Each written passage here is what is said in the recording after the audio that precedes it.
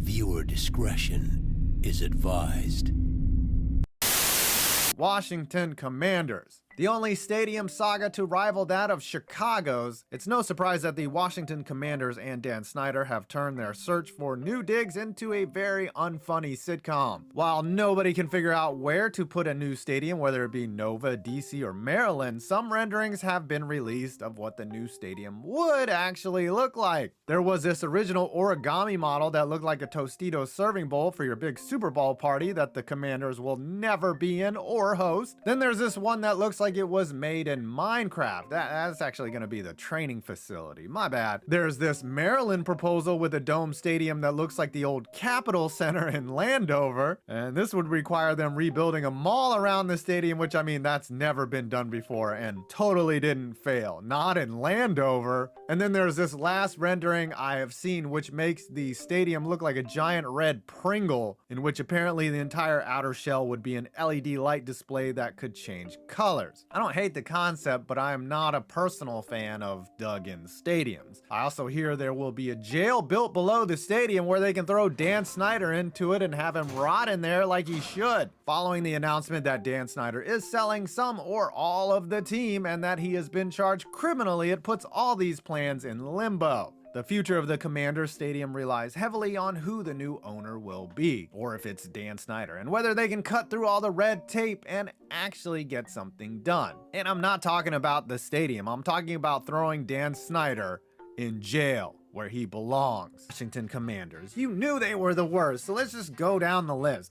On-field product is shit. The coaching turnover has been surprisingly low, though any fans of the team during the Jay Gruden era will hardly say that's a positive. They were the ones who didn't even want Kirk Cousins, though him doing dumb shit like taking a knee instead of spiking the ball lets you know kind of where they were thinking. The cheerleader scandal, the lawsuit and accusations against the owner, Larry Michael just disappearing one day, the botched Sean Taylor memorial, wait.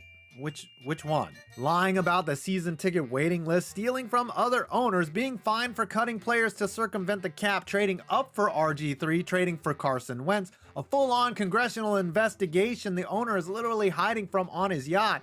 And to top it all off, FedEx Field is a dump full of more hot garbage than Mount Trashmore. And just recently, Frank Herzog wasn't even invited to Sonny Jurgensen's jersey retirement. The two were broadcast partners for 22 years. But hey, they have a mascot that looks like a pig. Why isn't he Commander Tutty? Mayor Tutty, get the fuck out of here. Worst part is, Synder said he was gonna sell the team. But we haven't seen a peep about that since he tested the PR waters. I bet they even fucked that up.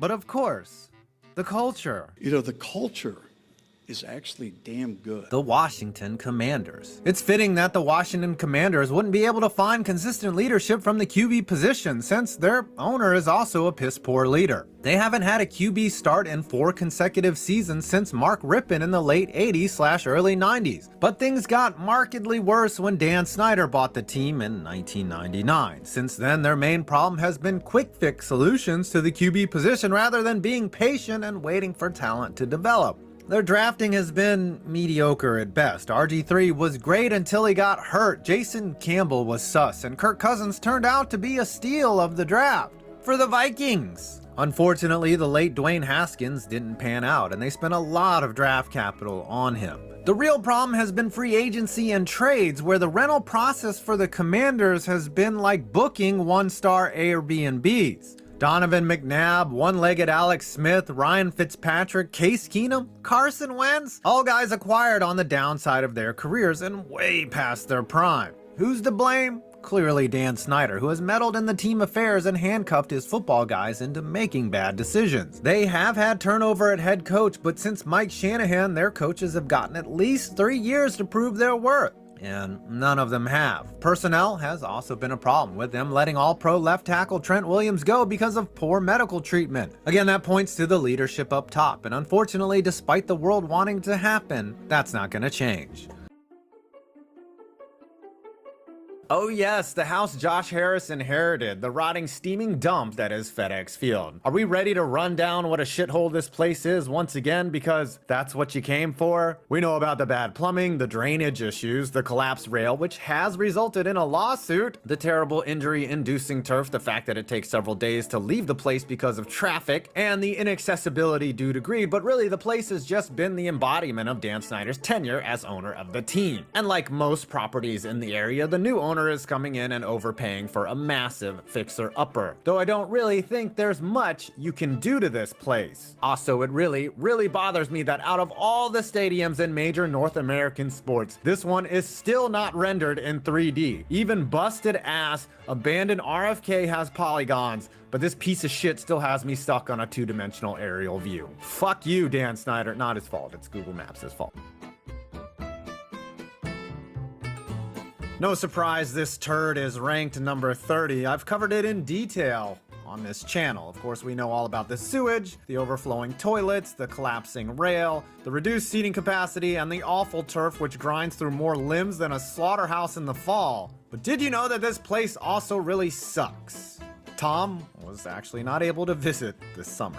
I was only allowed on the outside of the stadium, and what I saw was not great. It is plastered with sponsorships, and like, listen, every single stadium has sponsorships, but this is plastered like head to toe with that, and it looked like an older building. It didn't look like it was very much taken care of, and even with sunglasses on, it was pretty bad. Number 28, Major Tuddy. It's the first year of Major Tuddy, and just like the stadium he plays in, he's ranked dead last. I guess he is a giant step up from the stereotypical Indian chief the team used to have, but really, who picks a fat pig as their mascot? Yes, I get it's an homage to the hogs of the past, but overall, he just looks like a dumb afterthought, the lingering porcine placenta of Dan Snyder's failed regime. Washington Commanders, congratulations, John Beck, you made it on this list twice. I'm sure you're a good guy, and I think you're a solid quarterback coach, but Beck lost his 3 starts for the Redacteds in 2011. At least, unlike your dad, he found the end zone a couple of times. Washington Commanders, Chris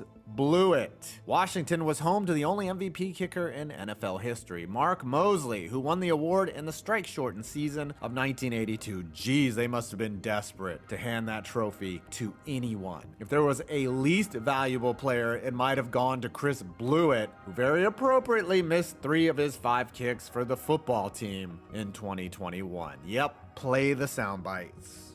Guess what? You blew it. You blew it, man. You blew it! You blew it.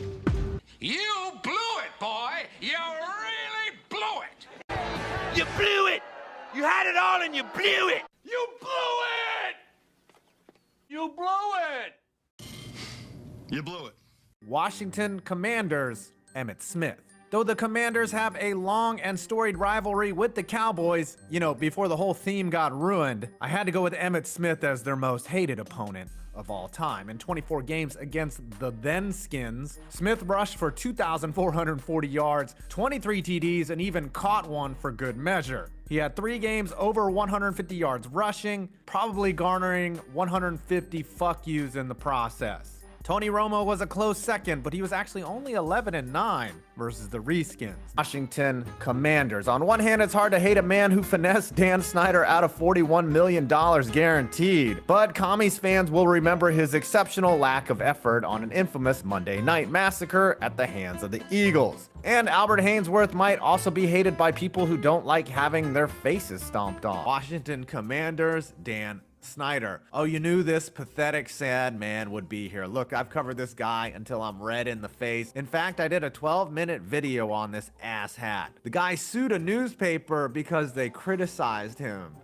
Soft. He finally sold the team last year for an outrageous sum of money, and now he can go fuck off into the sunset, having been one of the worst owners in NFL history, both on and off the field. I wonder what's going to happen with that whole cheerleader sexual harassment thing. It'll probably just be swept under the rug. Washington Commanders. You'll notice a theme here. Trading up in the draft is a high risk, high reward prop, and it usually backfires. That's what happened in 2012 when the then Washington Redskins gave up 8 draft picks for Robert Griffin III, who was sensational in his rookie year, but then his ACL got shredded like pulled pork. Of the 8 picks, some were decent: Janoris Jenkins, Alec Ogletree, and Zach Stacy, and a few were borderline like Stedman Bailey and Isaiah Peed. Isaiah did what? Finally, the Washington Commanders, Bruce Allen. Dan Synder had famously employed talking head Vinny Serrato as his GM while puppeting from behind the scenes. Well, when reality set in that he was the problem, Synder wanted to give the illusion that he had hired a football guy. He chose the wrong one. Bruce Allen oversaw scandal, both a cheerleader brothel and a salary cap circumvention, had a 45-83 record, signed Albert Haynesworth, ran off Kirk Cousins for RG3, traded up for RG3, hired Jay Gruden and held on to him for far too long, overpaid for over-the-hill Mike Shanahan, never found a QB, and oversaw the Trent Williams debacle, all while doing it with a smug arrogance and having the gall to say these famous words. You know, the culture is actually damn good. No, Bruce, the culture was damn awful. The Washington Commanders. Fitting to end the NFC on this one, as for many years, a lingering sexual harassment lawsuit, allegation of 2 sets of books, and a cheerleader scandal followed Dan Synder around like a ring of pee in a chlorine-infused pool. Well, then he sold the team, and that shit disappeared like daddy going out for cigarettes. Synder was very quietly fined $60 million, 10% of the sale price of his team, and all parties involved were given settlements, and the best one of all was Dan Synder no longer being an NFL owner. Fuck that guy. Washington Commanders, 19 starting quarterbacks since 2009. Jason Campbell started every game in 2009, but was traded after the season. The Commanders then brought in late-stage Donovan McNabb in 2010, hoping his veteran presence would stabilize the position. McNabb, however, had the opposite of a late career resurgence and was benched in favor of Rex Grossman, who didn't fare much better. I forgot about Rex Grossman as a Commander or Redskin or whatever. The 2012 season brought hope with the 2nd overall pick and Heisman winner Robert Griffin III. However, a severe knee injury hampered his career and he never regained his rookie form. Oh, what could have been? By 2014, Griffin's struggles with nagging injuries and inconsistency led to his replacement by Kirk Cousins. Kirk Cousins provided some stability, starting every game from 2015 to 2017 and setting several franchise passing records. Despite his good to great numbers, the team failed to secure long-term success outside of 2015 and watched him walk out the door 3 years later. After Cousins' departure, the Commanders cycled through a series of quarterbacks, including Alex Smith, who suffered a catastrophic leg injury in 2018. Smith's return in 2020 was a remarkable comeback story, earning him NFL Comeback Player of the Year. Other quarterbacks during this period included Colt McCoy, Case Keenum, the late first-rounder Dwayne Haskins, and Kyle Allen, none of whom could establish themselves as a franchise quarterback. In 2021, Ryan Fitzpatrick was signed to provide veteran leadership but was injured in his first game, effectively ending his legendary career. Taylor Heinicke took over and showed promise, but was inconsistent and played pretty well in a play-up matchup against Tom Brady and the Bucs. In 2022, the team traded for Carson Wentz, who started 7 games before being benched for Heinicke, and then eventually rookie Sam Howell. Howell showed brief flashes of competence and was named the starter for the 2023 season, becoming the first quarterback since Cousins to start every game in a season for Washington, and it did not go well. Of course, he was shipped to Seattle, and the Commies spent the 2nd overall pick on Jaden Daniels out of LSU, and despite what you saw on Hard Knocks, he's going to get a chance to be their answer until proven otherwise. Sanders Field, Landover, Maryland. This shit pile just needs to be bulldozed, as it has been one of the worst NFL stadiums since the day it opened and hasn't gotten any better since. I mean, they obviously just miserable because the stadium is horrible. The city is not great at all. Literally. Replacement talks began in 2007, only 10 years after it opened. It hasn't been renovated once other than to reduce seating capacity. Earlier this year, the team under new managementship announced that there would be a whopping $75 million in upgrades to the stadium, including faster entry into the park, new premium seats, and hopefully upgrading the plumbing and the drainage. None of that solves the stadium's shitty location, architecture, and difficulty accessing or leaving the place after the game. Multiple locations have been discussed for a new stadium. However, if you think it takes time to get something done in Washington, well then, you're right. New owner Josh Harris, whose name is remarkably not Dan Synder, has announced his intention to build a new stadium, but would not specifically say where. He says they have looked at locations in DC, Maryland, and Virginia, which leaves anyone wanting a new stadium with the sinking feeling that their already obsolete, decrepit, and outright shitty stadium isn't going to be replaced for quite some time. I'm personally not a big drinker, but hey, Commanders fan, I get it. Washington Commanders FedEx Field breaking on Jalen Hurts. The Commanders hit a new low in January of 2022 when a railing at FedEx Field collapsed as quarterback Jalen Hurts walked off after a win over Washington.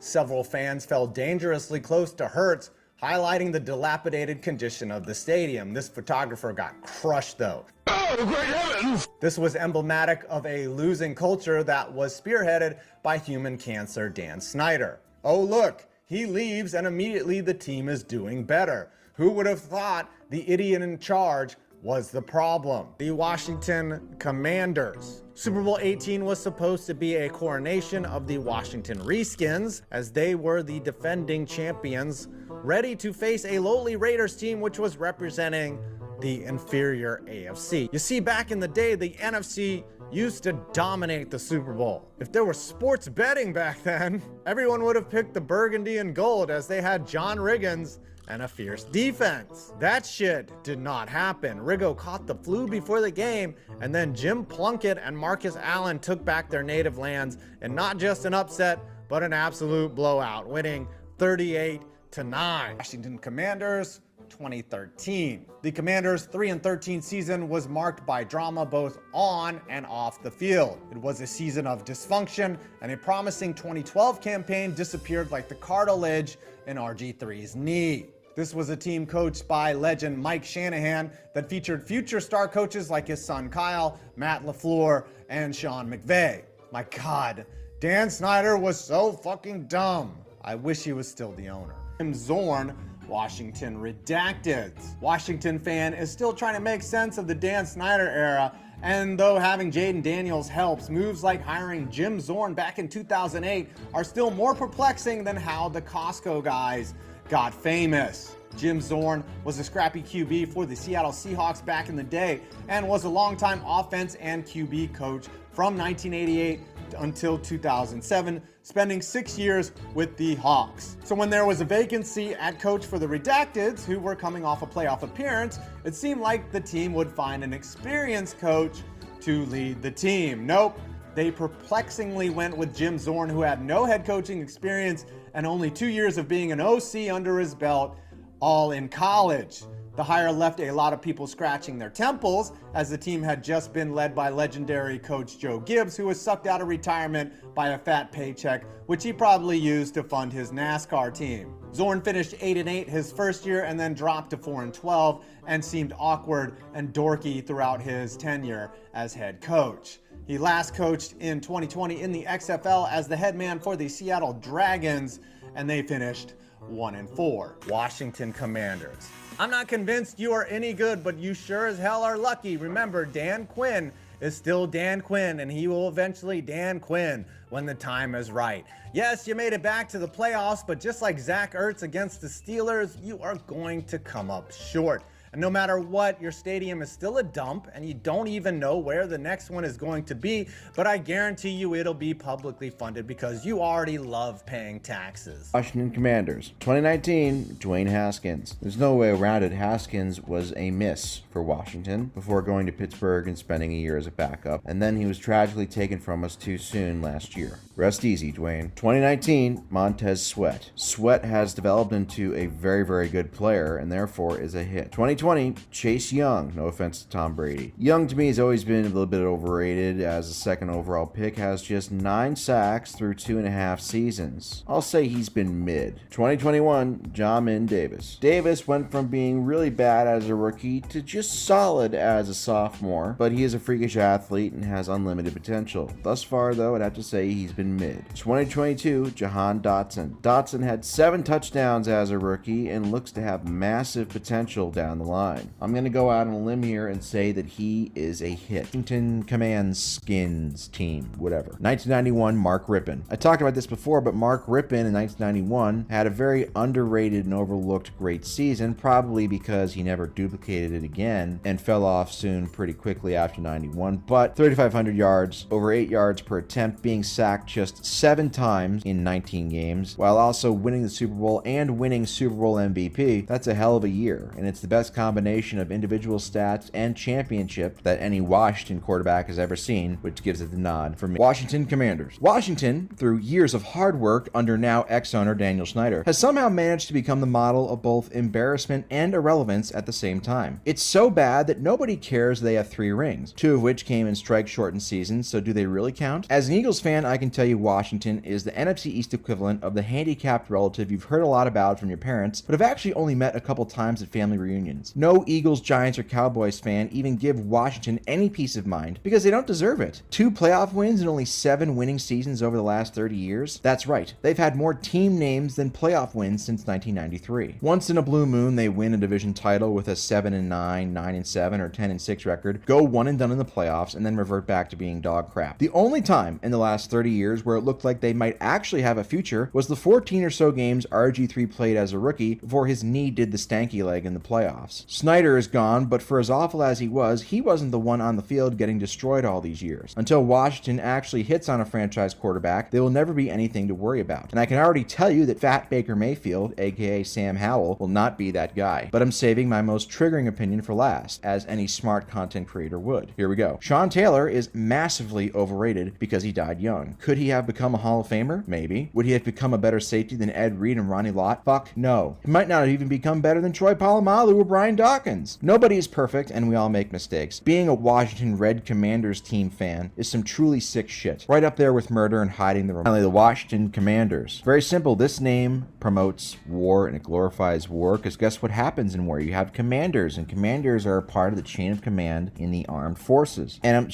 I'm so disappointed. I really thought that Dan Snyder, when he was still the owner before his tragic death last year, I think he died, whatever. Anyway, he might still be alive, who cares? But I really thought he was classier, because as we all know, he really changed the name for no reason. Nobody ever had a problem with the previous name Redskins, but he decided to be cool and he tried to get cute with it, and it was the football team for a couple years and then the Commanders. So now they're promoting war. John McCain, George W. Bush, and all the war hawks, they might like that shit, but I don't, because I don't like seeing innocent people die. So it's very offensive. They need to change their name again for the 4th time, I think, in 5 years. Would it be 5-6 years? I've lost track at this point, but they need to change it because it's offensive to the Washington Commanders, and this might make some people upset, but hey, this is a football video. I'm talking and keeping it strictly football related. The answer here is Dwayne Haskins. Dwayne Haskins was picked 15th overall by Washington in 2019. He was supposed to be the quarterback of the future, and in 2 years as a starter, he went 3-10, had 12 touchdowns to 14 interceptions. He also had 12 fumbles. He just was not a very good quarterback. Washington cut bait with him after just 2 seasons. He hung on as a backup in Pittsburgh for a year before he was killed in an accident in Fort Lauderdale, Florida in April of 2022. It's a very sad story and a very sad ending. But as I said, this is just evaluating his NFL career on the field, and unfortunately, he warrants this selection. What a happy note to end on. Didn't I tell you this was going to be a happy video? Finally, we get to Dan Quinn for the Washington Commanders. He spent the previous couple years as the defensive coordinator of the Dallas Cowboys. For that, as we all know, he was the head coach of the Atlanta Falcons for about 5.5 seasons. He had about a 500 record, and he was most known for getting a 28-3 lead in the Super Bowl in 2016 and not being able to seal the deal. Obviously, a retread hire that was really just not inspiring at all. I think because of his past and because of the way, even though Dan Snyder's gone now,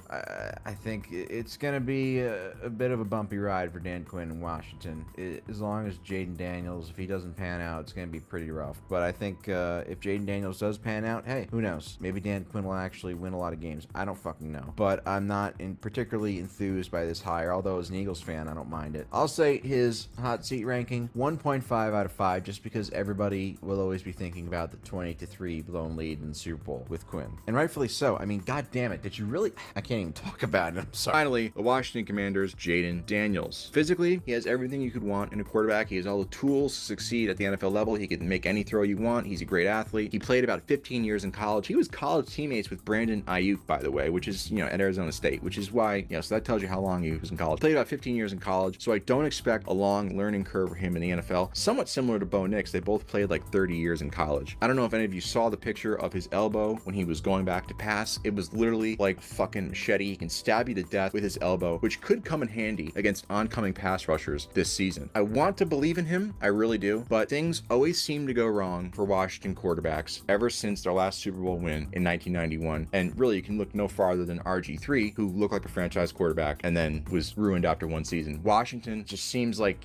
they're just irrelevant. And I say this as an Eagles fan, an NFC East rival. They're just a team you don't really worry about. So despite them getting Daniels, I just feel like based on history, it probably won't end up going well. His prover rating, 10 out of the Washington Commanders, Austin Eckler. I said this for so many years watching this guy play with the Chargers that he was a touchdown vulture, and you can see really in 21 and 22, he just fucking vultured so many touchdowns.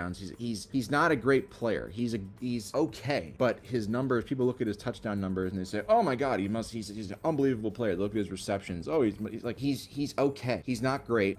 He's overrated to me, and this is just something personally that I believe. I just think he's overrated, and I think the Commanders are gonna. He's not a every down back in my opinion. I just don't think he's that good, or at least as good as a lot of other people do. Finally, Washington, Ralph Guglielmi, I think. I apologize if I messed up that name, but we'll just call him Ralph here. He was a rookie quarterback in 1960, and he played like it. In his 11 starts, Washington went 1-8-2. He completed 56% of his throws, which wasn't bad for 1960, but he had just 9 touchdowns to 19 interceptions and a 55.7 passer rating. He also lost over 300 yards due to sacks, and his career was not very successful afterwards. But I mean, hey, his name, he didn't pass the name test. I mean, Ralph Guglielmi, you're not going to be a good quarterback with a name like that. It's just, the vibes just aren't there. The evil is finally gone. Washington has been exorcised of its horrible football demon. Dan Synder has finally sold the team. In celebration of this glorious occasion, we're gonna go over all the hits. It's the only way to honor such a terrible period. Dan Synder is a man with a dream. To make shitloads of money by forging signatures in telemarketing and illegally switching long-distance providers without the customer's knowledge. He's somehow successful in this enterprise. As a newfound 100 millionaire, our young friend can fulfill his greatest ambition, gaining power over his favorite team. The Washington Redskins are a proud franchise in a state of flux. Longtime owner Jack Kent Cooke has died and his family is selling off the team. An $800 million price tag is no obstacle, and his ascension to emperor will begin with glory, by firing several dozen people, including GM Charlie Casserly, in a power move. Washington itself is a team with promise. Years of struggling in the abyss have righted themselves with a 10-6 record on the season. A date with the playoffs are in view, and they must break their opponents. Detroit was already broken with Barry Sanders retiring, so they don't count. Then came Tampa Bay. A 13-0 lead in the second quarter was squandered with 2 touchdowns, but they have a chance to take the lead again late with a field goal. And out of necessity, nobody went. Have to throw the ball, and the pass is broken up. Gallons of ice cream on Mike Nolan's desk are a warning to everyone who fails him.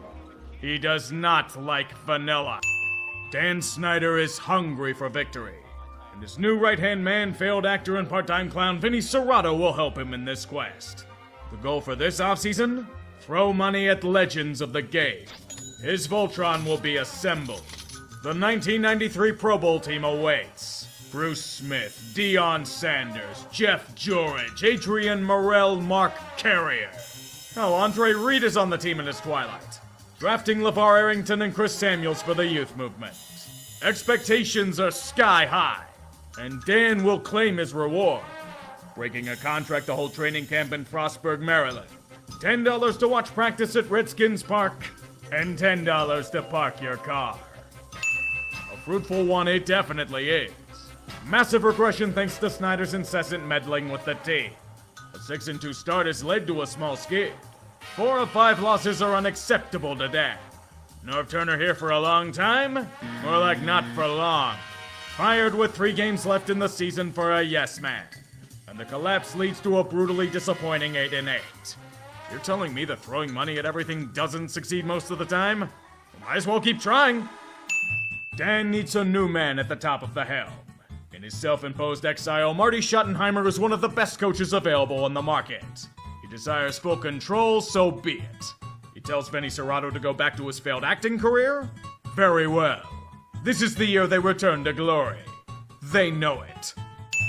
If glory means an 0-5 start with predictable outcomes, you'd be correct. Dan Sanders no showing for the season. Jeff George being a teen cancer. What a shocking revelation. Looks like you'll need more than a $4 security charge to tickets after 9/11 to fix this. Bad optics aside, Marty turned the ship around with an 8-3 finish. Pretty impressive coaching, but not to Dan Synder.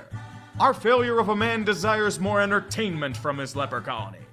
You know what usually happens with Marty Ball? Yep, it ends up getting fired in front of a metro train. Bad enough for you, this is only the beginning. A surefire way for NFL teams to thrive is to hire successful college coaches that have minimal experience at the professional level. In Gainesville, Steve Spurrier's put together an offensive machine. One that Snyder desires for the Redskins. Who cares that it's an unbelievable risk? Dan needs to throw $5 million a year at him. Nothing like stealing pieces from the Eagles. Jeremiah Trotter is a good one to steal indeed. Welcome to the money train, Jeremiah. You'll last 2 woeful seasons before you're told to fuck off back to Philly and rebound to form again. Assemble the Washington Gators.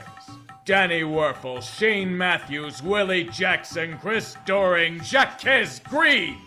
The new Voltron is one of Florida. And it leads to an absolutely garbage season where Spurrier's offense is immediately solved by tightening a few screws. A 1-5 losing skid pisses off Mr. Snyder immensely. We have to call him that or else he'll throw us in an acid bath. It happened to Darryl Green, it'll happen to you. Mr. Snyder does know best. If he wants to meddle in personnel decisions and LARP as an NFL GM, you let him do so. Steve Spurrier has gone from a mighty leader to a puppet. Vinny Serrato's back in the fold to fail at football as Vinny failed at acting. What do you get when you start 3-1 and then proceed to lose 10 of 12 to win the season? Why, you get an emasculated head coach who resigns because owners get diplomatic immunity. Dan wants a fresh perspective on the Redskins. However, his view of the Potomac from his mansion is blocked by pesky old growth trees protected by national park status. Like all things Snyder, he chooses to meddle to get what he wants. Those deadweight liabilities were terminated like the coaches he grew bored of. No permission to do so, no problem. It's only gonna be a $100 fine. Anyone who tries to blow the whistle on this will get muscled out of his job, it's all good. This apparently includes longtime announcer Frank Herzog. Staring into the Potomac leads to a revelation. Tradition is indeed a powerful drug. The sound of Joe Gibbs lures Dan Snyder from his mansion perch. Gibbs is currently a successful owner of several racing teams, but Dan follows the Ted DiBiase rule. Everybody's got a price. Joe Gibbs does as well. It's going to cost Dan even more than he threw at Spurrier. When throwing money at everything doesn't work, then throw even more money at them. Mark Brunell was excellent in Jacksonville, so trade and extend to a massive contract. He's only in his mid-30s. Wait a second, didn't Dan Snyder demand they draft Patrick Ramsey 2 seasons ago? Champ Bailey is an outstanding cornerback, but there's a problem. We already threw our money at veterans. God forbid someone doesn't want to play on the franchise tag. Alas, it's a pity, but Denver will deal with this malcontent in return for a quality running back in Clinton Portis. So you say Denver grows quality running backs on trees? And Washington traded a second in the deal as well? Jesus. Well, time to throw money at Sean Springs. Under Gibbs, the Redskins defense returns to a form they haven't seen since the early 90s. It's truly an elite group, injuries aside. However, Washington cannot offense. Mark Brunell spends most of the year injured, and Patrick Ramsey spends most of the year melting under pressure. And the team falters once again as a result. Lavernius Coles was thrown a shitload of money back in 2003, and he's put up quality numbers, but he's making too much money for Dan's blood. The ultimatum is clear. If he doesn't surrender a $5 million bonus owed, he'll buy Coles a flat-screen TV. You know how much a good one cost in 2005? That's a hell of a deal. He'll get traded back to the Jets for Santana Moss anyway, so he probably had to buy one with the Redskins Extra Point MasterCard. The only way to buy season tickets to the Redskins. Before fan revolt. Snyder's ego was swollen to exponential heights by this point in time. He may be one of the most hated owners in the league, but his portfolio must be diversified. Six Flags theme parks. Like all things involving His Grace, it must be as hostile as possible. Goodbye, Mr. Six. Hello, Mr. Snyder. In less than 5 years' time, Snyder and his chum Mark Shapiro take a competently performing amusement park chain and send the roller coaster right to Chapter 11 bankruptcy. You're telling me that people who have never run amusement parks that make decisions solely in their own interests will fail? If only the board could leave them behind like Six Flags did New Orleans after Katrina. They had to wait until 2010 to do so. At least something's finally successful for Dan Synder, but it's not by his hand. Joe Gibbs is cultivating respectability, particularly with the offensive attack. They finally have one. Not to mention that defense still having bite with weapons aplenty. Views from the front rows of FedEx Field may be obstructed, but the playoffs sure aren't. They even won in the wild card against Tampa Bay. My personal advice to the Redskins? Emulate Charlie Chan. They proceed to do so against the Seahawks. You know whose fault it is? The goddamn Washington Post. Spreading such misinformation about this wonderful team with personal agendas. There are jobs at stake with such bad reporting. We need real news for real fans. Redskins Unfiltered. The Pravda for the modern day hellhole. A new look requires a traditional approach. Throwing money at damn near everything that moves. Antoine Randall and Adam Archuleta, here are your Brinks trucks as compensation for being nowhere near as advertised. What the team got in return were expired airline peanuts sold as concessions during home games. Turns out going from a simple offensive playbook to a 70-page behemoth tends to have some culture clash. Any takeaway is only done in the fast food variety. The whole team struggles as they pay $25 for parking and have to listen to Vinny Serrato talk during Fan Appreciation Day. Could be worse though. They could have spent those $25 on a 9/11 commemorative Pentagon flag hat. Everybody loves Dan Synder throwing money at everything, so why not watch him throw more money at a defensive field general in London Fletcher? What do you say? The signing actually worked out for the Redskins? It was truly as advertised to the team. Guess blind squirrels really can find a nut. Sean Taylor is a gifted player and the backbone of the defense. He's on a Hall of Fame trajectory, but sadly Redskins fans can have nothing good in this world. Taylor was shot and killed in a home robbery gone horribly wrong. A brutal tragedy ripping a team, fan base, and league apart. In honor of his legacy, they play with only 10 defensive players on the field in their first play of their next game. While they do that, Dan Synder absconds with the body and keeps it cryogenically frozen. You can never let a good tragedy go to waste. Joe Gibbs is literally holding this thing together with shoestring and some duct tape. Dan's incessant meddling and terrible decisions haunt the Redskins at every turn, but the team itself rebounds from a 5-7 start to win their last 4 to make the playoffs. Sean Taylor is their rallying cry to the promised land. The reward is getting their asses handed to them by Seattle in the wild card. Unfortunately for them, they cannot pipe in crowd noise when on the road. When Joe Gibbs has enough of your bullshit, you know there are serious problems. He's chosen to resign from his post to spend more time with his family. Dan Synder begging and pleading for him to stay won't work today. Throw more money at him, dude's already loaded. Won't stop them from getting Jason Taylor from Miami, though. Jim Zorn isn't a huge name in the coaching market and hasn't made it past QB coach at the NFL level, but he'll tolerate Dan's bullshit enough and he'll get paid less than a nanny suing Synder so he works. Know what doesn't work? The offense. It isn't scoring any goddamn points. And it proceeds to piss away a 6-2 start to collapse to a 500 record. Only putting up 20 points twice in the free fall. Don't even think about bitching. Contracts signed these days force employees to waive their right to sue Dan Synder for any reason. Team defense isn't the biggest issue, but when a shit record like Albert Hainsworth is on the market, you have to meddle and tamper like there's no tomorrow. Just look at that passion. Only the Redskins could needlessly burn millions of dollars like this. It's a day ending in Y. That means Dan and Vinny need to meddle in the affairs that they've repeatedly meddled in. Jim Zorn must kiss the boot of his masters after a 2-4 start. What's that, Mr. Synder? You want me to surrender my main responsibility as a coach to a guy who was calling numbers at bingo last week? Fuck it, I'm still getting paid. Where do I sign up? Wait a second, Vinny Serrato is still here? Must be nice to be drinking buddies with the owner. Unfortunately for him, he probably broke a bottle of Pappy Van Winkle in the cigar bar, so he's forced to resign in shame. His replacement? Do you remember that Tampa Bay team that Joe Gibbs beat a few years ago? Well, let's bring in the guy that helped to run the Bucs into the ground. Bruce Allen has a lot of political pull for a new stadium as well, if you catch my drift. Redskins Mania! Just like the tie-in with the Virginia Lottery, a miserable flop that doesn't offer what's advertised. The team still can't score on offense, and now they can't play defense either. Washington is outright terrible in every fashion. So much so that if they were a season ticket holder, they would sue them for being unable to pay for the honor. Recession? Fuck that, you signed a contract. Pay up. Apparently the only thing they're good at is selling beer in the men's bathrooms. The lack of a coaching legend haunts Dan. He needs another champion to turn into the czar so we can strip it away from him in a season or two. Who's available now? Mike Shanahan, there's a quality name. Throw some money at him. He'll be the piece to move the Skins forward. A new decade means a new Dan Synder. This one is kinder, gentler, and only sues reporters that lampoon him and his bullshit in the city paper. He doesn't merely sexually harass women, he pays them millions in hush money to keep it quiet. Not meddling in team affairs, what are you, a sadist? Donovan McNabb just got run out of Philly for being the worst thing since pediatric cancer. More money needs to be thrown for Synder to play pretend GM. This season turns out to be the greatest blessing imaginable for Eagles fans. Watching McNabb squirm is the vicarious joy they thrive on. The team itself squirms during 5 of 6 losses to end the year 6-10. Sour milk poured on their season like Dan poured in Mark Lerner's sweet. The rest of the NFC East loves this misery. Know what's worse? They extended McNabb during the middle of the damn season. The Donovan McNabb experiment was a colossal failure.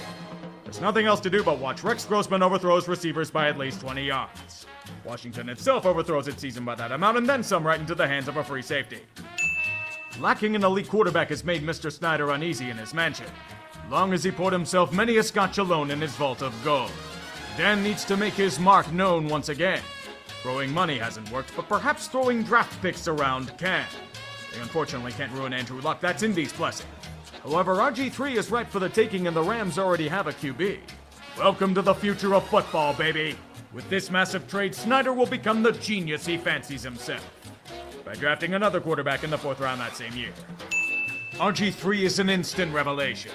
One of the most dynamic QBs in the game with speed to burn and an arm that keeps defenses on their heels. His magic has near single-handedly catapulted Washington to a level rarely seen in the Synder era. Division champions. Rattling off 7 straight wins to end the year with momentum out the wazoo. They're finally in good hands. Thank the Lord. The downside is that they don't have good legs. RG3 has been battling injury, but Shanahan demands he play since he's pretty much the only reason why they're relevant. If only he knew that FedEx Field requires its yearly offering of knee ligaments. It fucking killed him. They literally butchered the best thing to happen to them in years. It's unsurprising if you think about it. The Redskins managed his knee like Synder managed amusement parks. Without RG3, the team predictably dies. Losing to Seattle again? They must have a fetish for it. As RG3 recovers from having his career destroyed, the Redskins cheerleaders have a special mission. To travel to Costa Rica for a photo shoot. And to take more risque pictures for private executive consumption. You may consider them being glorified escorts to high-bidding boosters to be a bit barbaric, but hey, they're employees. They should be honored they've been chosen to be potentially penetrated like a defensive line. Makes the team announcer taking peep shots of cheerleaders without their knowledge seem tame. Many things will never change in Redskin land. First of all, there are some uppity shits that think the name is offensive. Dan's got fuck you money, he doesn't give a shit. The Redskins will never change names. Secondly, RG3 has become a shell of himself thanks to injury, not to mention he's been all but campaigning for Mike Shanahan to be fired for obvious reasons. Mike's already at odds with Synder, and losing 8 in a row makes this pretty easy to decide for Dan. Mr. Shanahan, get your shit out of the office. Jim Zorn's still in the corner begging for a handout. Go join him. Another few years means another coach needed to throw money at. Bruce Allen knows John Gruden from his days of ruining Tampa Bay, but he's busy on TV. Then get his brother Jay. As long as he kisses Snyder's ass, everything will be fine. Dan Synder and RG3 is a relationship made in hell. Synder is the personal cheerleader for the man he threw a shitload for. And like everything Dan touches, RG3 has withered into nothing. The once great hope for the team has become its greatest liability and the most hated man in town. If RG3 shit, the team is as well. But don't worry about how awful they've been for most of Snyder's reign. They're winning off the field. Sure you are, Bruce. A stunning revelation has occurred. Dan Synder has hired someone other than a yes-man to be his GM. Bruce Allen is losing his power. Scott McLuhan now has control for personnel. At least until Dan and Bruce grow tired of him. Dan knows the rule. Control the media, control the narrative. State-sponsored radio stations are the key, but what's this? Dissenter critical of the Redskins is going to have a sports show on his station? That's insulting. Fire him and fire the program director as well. Feed them to the hogs. Turns out drafting a QB in the 4th round the same year as RG3 worked out. With RG3 told to hit the pine in Gruden's defiance, Kirk Cousins revealed himself to be a good quarterback. Just wish he didn't do it in a contract year, but what can you do? He did help them win 6 of their last 8. And he did help sneak the Skins into a wildcard spot. Didn't save them from getting tundered at Lambeau, but considering how bad they've been as of late, that's a successful year. In a sort of epiphany, Dan Synder has had a massive shift in his Overton window. Instead of throwing money at every player worth a damn, he simply isn't paying them at all. Kirk Cousins had 1 year of success. Not worth extending long term. The franchise tag is good enough for him. You like that? You like that? It doesn't seem to be stopping Captain Kirk from guiding the Washington Enterprise through troubled waters. They start out strong, but a 6-3-1 foundation leads to significant cracking. However, they still have a shot at the playoffs with an 8-6-1 record. With a touch of luck in Week 17, perhaps things can go right for the Redskins. Survey pulls it down, throws, and he's picked. Intercepted by Dominique Rodgers-Cromartie. What'd you think was gonna happen? It's fucking Washington. There's a reason why Bruce Allen keeps calling him Kurt. Did you see that interception he threw to end the season? He might be the best QB they've had in a good bit, but he can go on the franchise tag for a 2nd season. They must be royalty, because they're fucking cousins. You like that? You like that? Have you noticed that there's been next to no cancer spreading around the Redskins organization these past few years? That's because Scott McCloughan's been doing a relatively respectable job with the team. Bruce and Dan have taken a back seat, but we know they're plotting in the shadows. They desire control, and their toxic underbelly will always expose itself. Out of the blue, McCloughan is fired weeks before the draft while he's visiting his dying grandmother. And to make sure an example is made, they'll out him as a drunk by means of anonymous sources in the Washington Post. An article about Dan Synder hating anonymous sources 10 years ago. That's fake news and you know it. The executives in the Redskins organization allegedly use Coors Light like it's mouthwash. And the team apparently did so as well. Captain Kirk can't maneuver through the lack of a running game or a terrible defense. And all of DC slowly drifts into deeper and deeper apathy. The fans, the team, everything. So you're 7-9? Great, no one cares. What's more important is Dan Synder being a petty shit and not trading Cousins to San Fran. Bruce Allen will no longer have to keep butchering Kirk Cousins' name. He's finally free of this hell to move on to a completely different kind of hell in Minnesota. But what about his replacement? There's nobody in the draft they can pick, and they're better off fixing the defense there. They choose Alex Smith. The same damn tier as Cousins, but about 5 years older. Good enough to trade assets for him and then sign him for over $70 million guaranteed? They're just repeating the same shit they did with Brunell and McNabb. The season's gone surprisingly well for the Redskins so far. Start out 5-2 with Alex Smith and Adrian Peterson as their headliners. That somehow isn't a typo. We all know regression's probably on the way, but the football gods know how to make this worse. Alex Smith suffering the same injury as Joe Theismann did to the goddamn day in nearly the same goddamn circumstances. Not only would this injury rob him of his prime, it would nearly rob him of his life. What a brutal way to go out. Do you want more controversy? Claiming Reuben Foster off waivers will do it. He had only been charged with domestic violence several times in his career, but new Snyder puppet Doug Williams poo-pooed the whole ordeal. Domestic violence is small potatoes compared to what's truly out there. The charges were dropped, you know. We have much worse in the organization. Like Dan Synder exhuming Sean Taylor's corpse to release a Sean Taylor doll for sale at the team store. Are you serious? This doesn't even look like him. Like the supposed 200,000 person season ticket waiting list the strong start is determined to be a gigantic lie. After Alex Smith's leg is consumed by FedEx Field, the team loses 5 of 6 and outright implodes. They were who we thought they were. Dan Synder has done the impossible, turning the Redskins into the epitome of offensive. The final game of the year is mostly attended by Eagles fans in a third full stadium, for fuck's sake. Dan Snyder's putting his big boy pants back on. If he wants to pretend to be a world-class GM, then who's to stop him? If he wants to throw a shitload of money at Landon Collins as he doesn't fit Washington's scheme, then so be it. If he demands the team draft Dwayne Haskins despite a shitload of question marks about his play, so be it. If he wants to watch as Trent Williams goes AWOL before... oh boy. Yep, they've gone and pissed off one of the best blindside blockers in football. You'd be shocked to find out it's not because of money. It's because of organizational incompetence.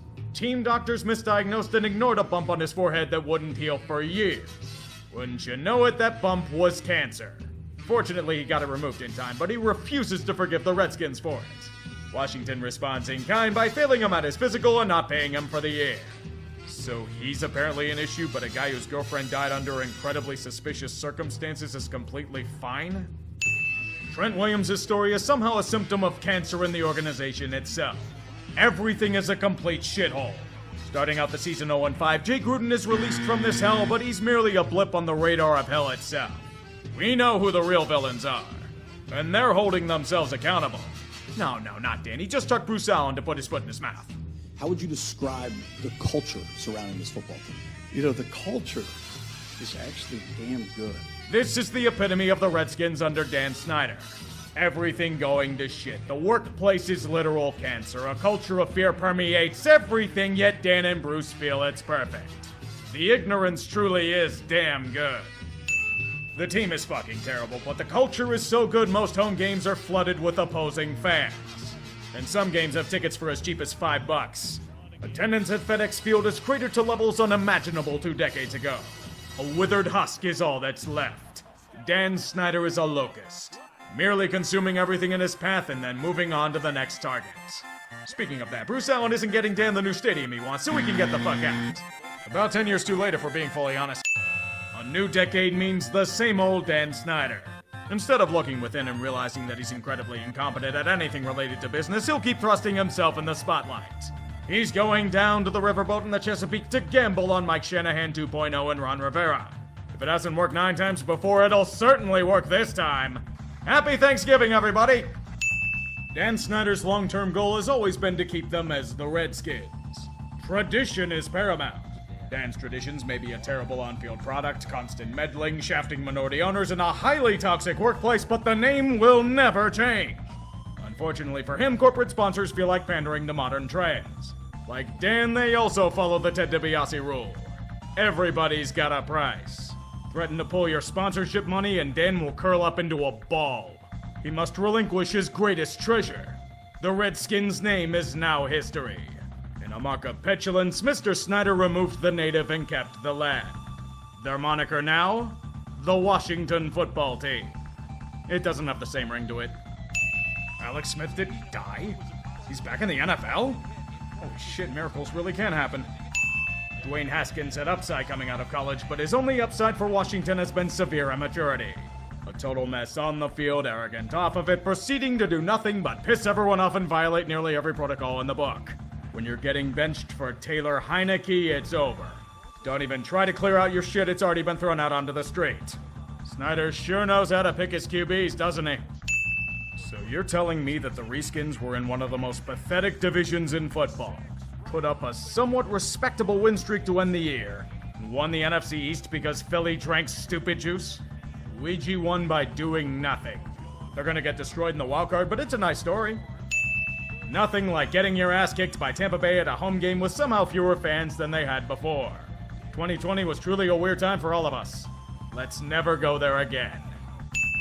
The NFL is finally snapping out of Saruman's trance. They are now turning the one eye towards the Grima Wormtongue in their midst. In response, Dan Synder forcefully buys out the team's minority owners to consolidate power. Every move he makes screams, please don't make me sell the team. He even keeps dirt on the other owners so he can blackmail them in the future. It's not enough to save them. The NFL itself put its foot down and struck a crushing blow on Synder, with a $10 million fine, and a pledge from Dan that he'll be stepping away from day-to-day operations from now on, in favor of his wife. Yeah, it's a gigantic pile of bullshit. Mr. Synder needs to get significant heat off of him. He's played GTA before, all he has to do is take his car to a shop, get it resprayed, and no one can tell the difference.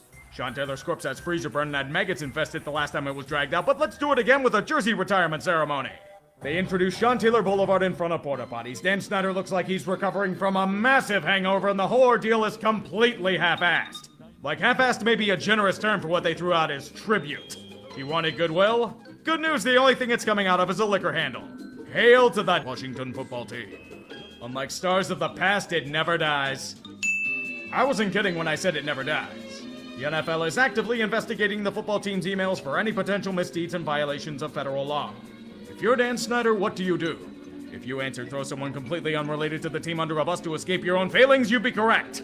The only person that got punished from these emails was John Gruden, which was honestly doing a favor for the Raiders. Until they found a way to fuck it up yet again. Their treatment of Sean Taylor and John Gruden is merely a taste of what Washington is these days. FedEx Field has been neglected as long as the damn team has under Snyder's reign. Literal shit leaking into public areas on more than one occasion. Railings collapsing under the weight of probably obese Eagles fans. Those fixes are easy, just use zip ties. You can't really do as much with a team, especially with 2 separate 4-game losing streaks. Last year was truly a fluke. Another masterclass in meddling by Mr. Snyder. It's said that if a groundhog sees its shadow on February 2nd, there will be 6 more weeks of winter. If Dan Synder sees his shadow, the entirety of the DC Metro will bury for 6 more years of terrible ownership. Dan has never wanted to change the name, but pouts like a child instead of doing what needs to be done. If he can't have what he wants, no one can. The new name is as soulless as the team has become under Snyder's watch. The Commanders. You know how passionate Dan is about the name? It hasn't even been trademarked. That's generational pettiness. Quarterback has been an issue since they let Kirk Cousins walk. They tried Fitzception last season, but he was injured during the first game. But instead of real options, get the guy who near single-handedly ruined Indy's chances of making the playoffs and has outright imploded like RG3 did. If Mr. Snyder wants to trade actual draft picks for Carson Wentz's bloated contract, we'll laugh heartily. In other news, Dan Synder has learned absolutely nothing, including in matters involving the team. He hid revenue figures from other teams and his minority owners to keep more money for himself. He fucked with the money. Holy shit, I never thought he'd be this stupid. Dan Synder has gone from universally reviled piece of shit to a self-proclaimed political refugee. Choosing the course of an outlaw, he tours the European coastline on his yacht to avoid being subpoenaed by Congress for his team's damn good culture. Rumors of him selling the team spread like wildfire in Washington. Luckily for him, he smuggled Sean Taylor's ever-decaying carcass along for the ride. 3 workers on his yacht got bubonic plague from it, but Dan needs to showcase their fallen comrade for the benefit of nobody. Behold the Sean Taylor statue! Even in the most basic shit, they find a way to fuck it up. They had different equipment brands for his shirt and pants. Just stop, it's embarrassing enough. Like all things Washington, whenever things seem to be going well, everything somehow goes to shit. The commies seize the means of 7-5, but undergo their version of Holodomor and go winless in 3 critical games. Now against the Browns at home, Dan Synder allegedly demands his man at center. Carson Wentz will be starting another critical game. You mean to tell me Carson Wentz shit the bed in a big game again? Is that supposed to be shocking? This is pretty much a given for him at this point. It's a repeat of the Cold War. The commies lose and Ron Rivera literally doesn't know the team can be eliminated this week. Spoiler alert, they were. It's the best thing he's done for his years of ineptitude. Dan Synder no-shows the final home game of his ownership reign from hell. Good fucking riddance. Even in the end of his ownership reign, Dan Synder will have the last laugh. Since he bought the team, he's made billions of dollars in overall profit thanks to the NFL's exponential growth. Even someone as inept as Dan can print money year over year. And the punishment for his repeated sins is a mere $60 million fine while he sells the team for over $6 billion. Failure has been rewarded like many times before. This is not an exaggeration. Everything about Dan Snyder's ownership of the Washington Redskins football team and Commanders has been outright failure. He failed at building a winning franchise. He failed at cultivating a good workplace culture. He failed at surrounding himself with competent football men. He failed at pretending to be a genius GM. He failed to strong up an area around DC for a new stadium. He failed at maintaining the proud tradition of Washington football. Hell, he failed at keeping the team as the Redskins. Everything this man has done has been soaked in it. And he should have honestly been booted out of ownership 2 decades ago. Dan squeezed every dollar he possibly could out of fans. And in the end, he squeezed the passion, soul, and honor out of an entire franchise.